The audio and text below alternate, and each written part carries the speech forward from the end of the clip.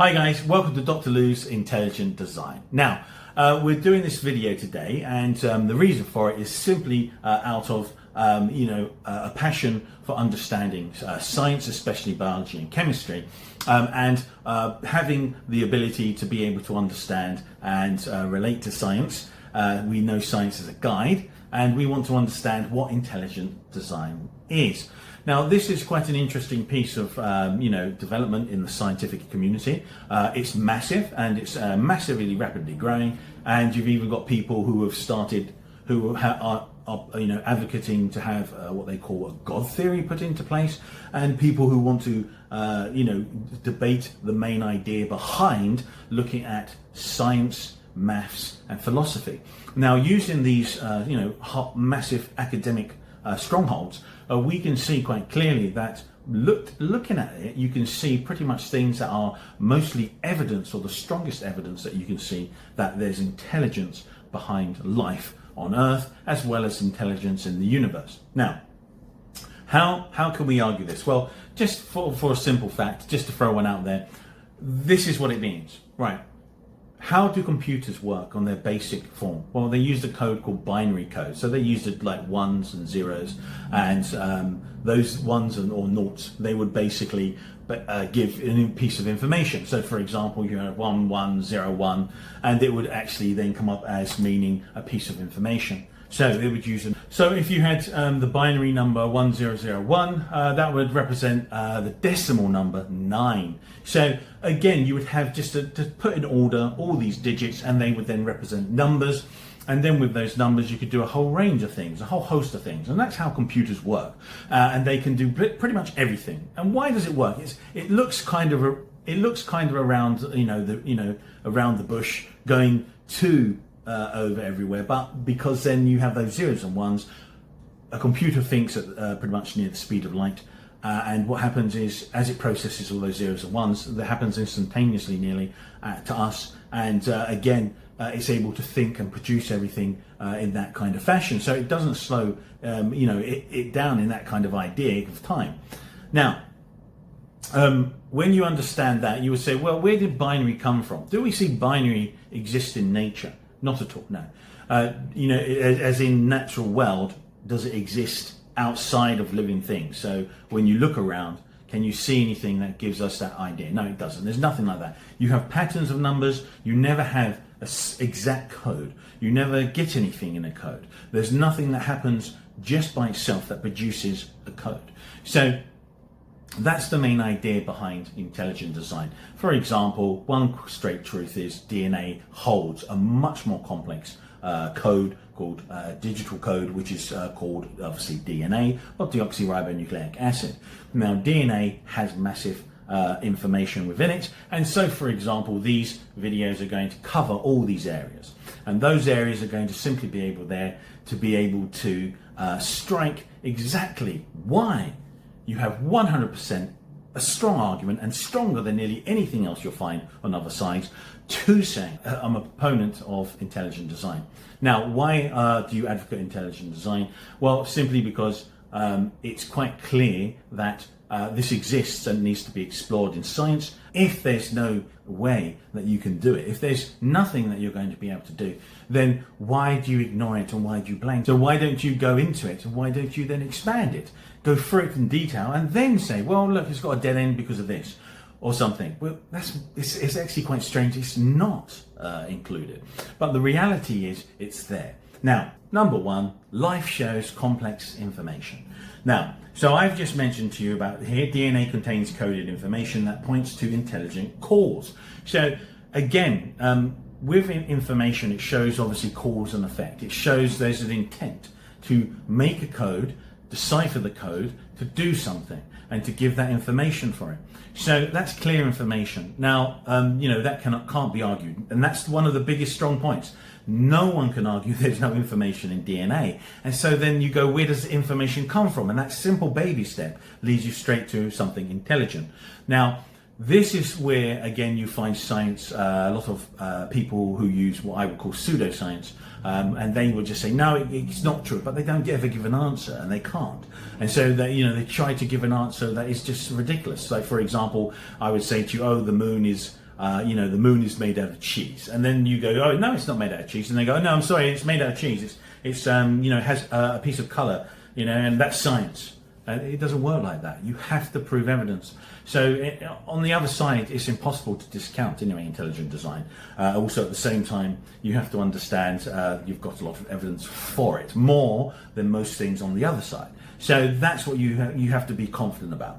So life shows complex information, and that's it. There's nothing else that you can argue. No one can argue against that. That's a fact.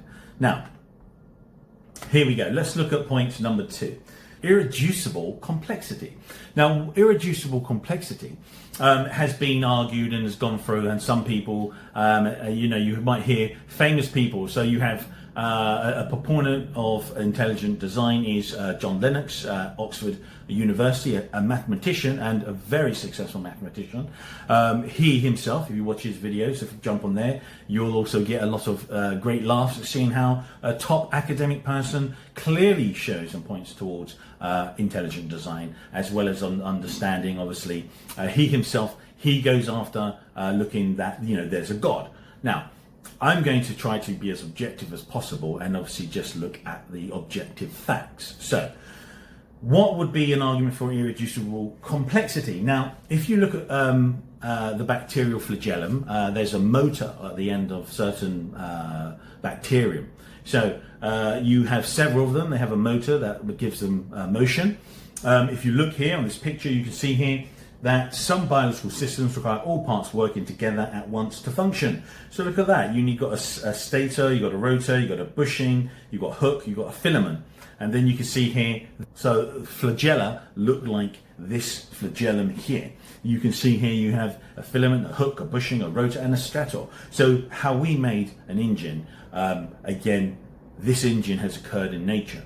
And it's not as simple as even just saying these complex pieces are fitted together. These complex pieces have been produced, they have then been controlled and able to go in the opposite direction, and at the same time, so reverse and forward, and at the same time there are several of them all linking in different places to be able to function together. So now you're putting in tons of, these impossibilities all to link together and be able to do this function.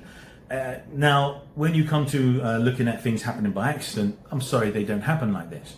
You don't have, for example, a good analogy would be you walk along, you see all the parts of a house just lying there, and then you walk by and suddenly the wind blows and it builds up a house.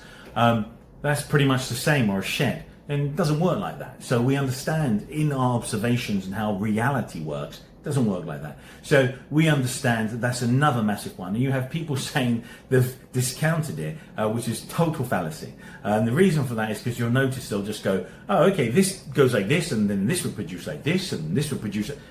No, where's the chemical pathway? Where's the evidence? Where's the observable evidence? Where can you see this step taking place? And it's never given. It would be just a nice glossy picture. So this is another problem where we want to understand where intelligent design is far stronger than most things out there. Okay guys, so now moving on to number 3. So another part of intelligent design here you can see is factor number 3. Fine-tuning of the universe. So now it's not just about seeing that there's information in living things. It doesn't occur anywhere else, and information has only ever come from intelligent beings. Now we understand fine-tuning the universe. Now the universe's conditions are precisely calibrated for life. Here you go, you've got physical constants, you've got strong nuclear force, you've got chemistry, you've got life-permitting zones and essential ingredients. Now, for example, you could take just as one little part is the ozone layer.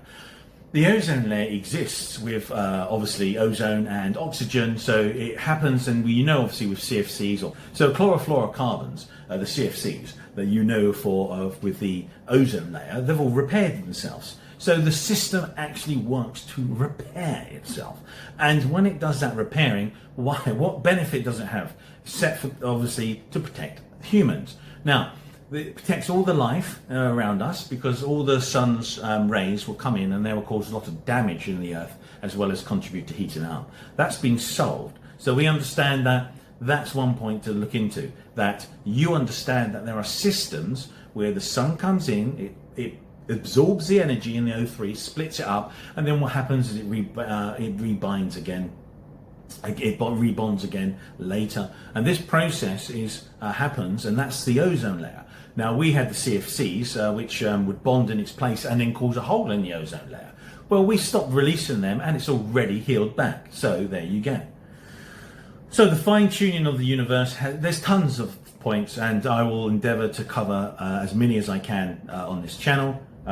It's basically a very hard area to understand because it's gigantic, looking at everything. I mean, from the magnetic field that protects us as well, to looking at how things on Earth work as well, to cycle through to for living things, and how everything relies on each other just perfectly.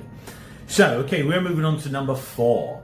So we can see here we have specified complexity. Patterns that are both highly improbable and meaningful point to intelligent design. Specified complexity. The patterns that are both highly improbable and meaningful point to intelligent design. So highly improbable. The chance of these patterns arising by random chance is extremely small. It's not just small, it's hugely impossible. Nearly. It's on the impossible range. Meaningful. The pattern carries a clear message or function, equals best explained by intelligence.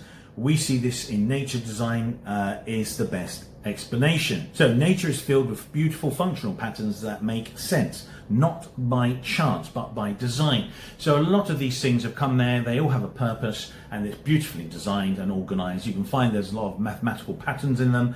All these things are pointed to, where did this come from? Where did all these laws of physics come from? Where did all these laws of everything around us come from? If you have a law, usually you have a law giver. So you have to understand that, and philosophy points to that way as well. Okay, now what we can see here, number 5. So design detection in science. Now, intelligent design proposes that scientists can infer design by observing evidence in nature, just like detectives do. So detectives look for signs of design, observe the evidence, recognize the pattern, infer an intelligent cause. Now, conclude someone designed it, case solved. So when we see design in nature, the best inference is an intelligent designer. The same logic can be applied to the complexity, information and fine-tuning we see in the universe. Now, so to approach this scientifically, you have to understand that, again, I've seen people like, obviously the famous atheist, Richard Dawkins. He has been on an interview where he said openly that he believed then aliens made humans. Now, signature of some sort of designer. Wait a second. Richard Dawkins thought intelligent design might be a legitimate pursuit? And that designer could well be a higher intelligence from elsewhere. Again, that's fine, but then he's used intelligent design because he admitted openly that he can't explain it. So he then obviously later went on to say the multiverse is the explanation. Now, unfortunately, I'm not one for films or using them to have any type of truth from them. I like to look at the evidence. Now, if going back to the multiverse, you could say not a chance. That's massively impossible as well. Even you could say, oh, there might be something to point towards it. I'm sorry, I discount thinking that there are multiple universes unless I see someone pop out of one and tell me that there's a multiple universe. I know that the media likes to do that, but that's what we call fantasy. So we don't want to go down pseudoscience. We want to look at things that are actually provable and things that are observable. Now, when we see that, let's go back to the idea of an alien.